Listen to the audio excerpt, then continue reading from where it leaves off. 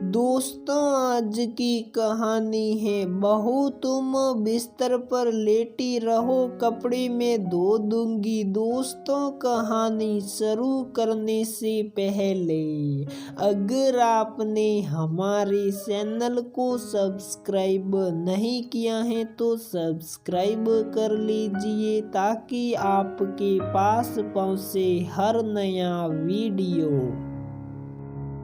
ना जाने मम्मी जी इतने दिनों से घर को, बच्चों और रसोई को कैसे संभाल रही हैं। मुझसे पक्का नाराज तो जरूर होगी।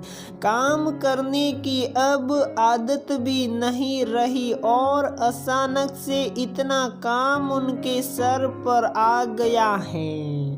पता नहीं क्या चल रहा होगा मम्मी जी के दिल मैं। बिस्तर पर लेटे लेटे सुहानी मन ही मन अपनी सासू माँ के बारे में सोच रही थी। आज पूरा एक हफ्ता हो गया था सुहानी को बीमार पड़े। शुरू में हल्का बुखार, फिर थकान और सिर में दर्द की शिकायत हुई। धीरे धीरे भूख भी खत्म होने लगी। टेस्ट करवाने पर पता लगा कि सुहानी को पीलिया ने अपनी चपेट में ले लिया है। इलाज शुरू कराया गया, एहतियात लिए और खाने पीने का बहुत ध्यान रखा। अब धीरे धीरे सेहत में हल्का सुधार आने लगा था, लेकिन अभी भी बहुत कमजोरी थी। शरीर में उठने तक जितनी ताकत नहीं थी। खुद को बहुत लाचार महसूस कर रही थी। सुहानी और उसकी सासू माँ का रिश्ता शुरुआत से ही एकदम नपा तुला रहा था। सास बहू के रिश्ते में दोनों का आपस में ना तो बेतहाशा प्यार था और ना ही गहरी नफरत जैसा कुछ। बस कभी कभी टोका टाकी के साथ साथ थोड़ा बहुत हल्का फुल्का हंसी मजाक हो जाता था। सुहानी सोच रही थी कि जब से उसने बिस्तर पकड़ा है तब से लेकर आज तक मम्मी जी के ऊपर सारे घर की जिम्मेदारी आ गई है। घर में 2 छोटे बच्चे और पति को तो एक गिलास पानी का भी खुद लेना भारी लगता था और ऐसे में इस उम्र में सासू माँ का अकेले काम करना सुहानी के मन से गलाने की भावना ला रहा था। अपने सवालों की उलझन में खोई हुई सुहानी बिस्तर पर बार बार करवट बदलती रही थी कि अब कैसी तबीयत है सुहानी। अचानक से कानों में सासू माँ के शब्द सुनाई पड़े। मुड़कर देखा तो सासू माँ हाथ में फल प्लेट चाकू लिए कमरे में प्रवेश कर रही थी। जी मम्मी, पहले से अब थोड़ा अच्छी हूँ। सासू माँ वहीं सुहानी के पलंग के साथ रखी हुई कुर्सी पर आकर बैठ गई और फल काटने लगी। सुहानी ने ध्यान से देखा कि सासू माँ के चेहरे पर थकान साफ दिखाई दे रही थी। पहले तो सुहानी चुपचाप से लेटी रही, फिर हिम्मत जुटाकर उठकर तकिए का सहारा लेकर बैठ गई। लाइए मम्मी जी, मैं काट देती हूँ, रहने दे। जहाँ इतना किया है वहाँ थोड़ा सा काम करने से मैं घिस नहीं जाऊंगी। सासू माँ की बातों में गुस्सा साफ झलक रहा था। सुहानी थोड़ा झिझकते हुए बोली, मम्मी जी आपको बहुत काम करना पड़ रहा है ना? आप मुझसे बहुत नाराज हैं क्या? नहीं तो मैं भला क्यों नाराज होंगी? लेकिन हाँ, मुझे गुस्सा बहुत आ रहा है तुझ पर। क्या हुआ मम्मी जी? सच में अब मुझे अपना घर ही पराया सा लगने लगा है। जब से तू बीमार पड़ी है तब से लगने लगा है कि जैसे सारे का सारा घर ही बीमार पड़ गया है। क्या मतलब मम्मी जी? मैं समझी नहीं। अब देख, पहले तो तू सब काम अकेले ही संभाल लिया करती थी, मुझे भी कुछ खास करने नहीं देती थी। दिन भर में किसी न किसी से तेरी बहस तो हो ही जाया करती थी।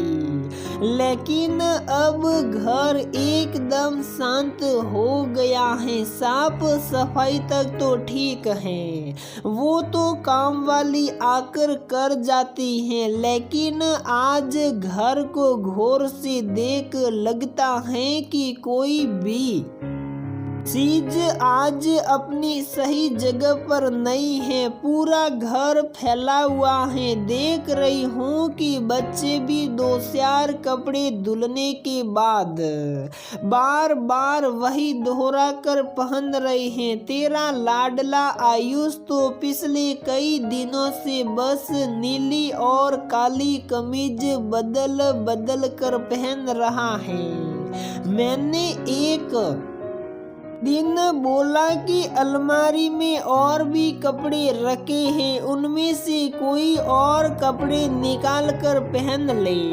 तो कहता है कि मुझे तो कुछ मिलता ही नहीं है। अब आशीष को भी जैसा पका कर देती हूँ, बस चुपचाप से खा लेता है। दफ्तर के लिए खाना पैक करने नहीं देता। कहता है कि कैंटीन से खाना लूंगा। खाने में भी कोई कमी नहीं निकालता। तेरे पिताजी भी अब एक बार चाय पीने के बाद दोबारा मुझसे नहीं कहते। मैं तो हैरान होती हूँ कि तुझे देखकर तो कम से कम 3-4 बार उनको चाय की तलब ही जाती थी।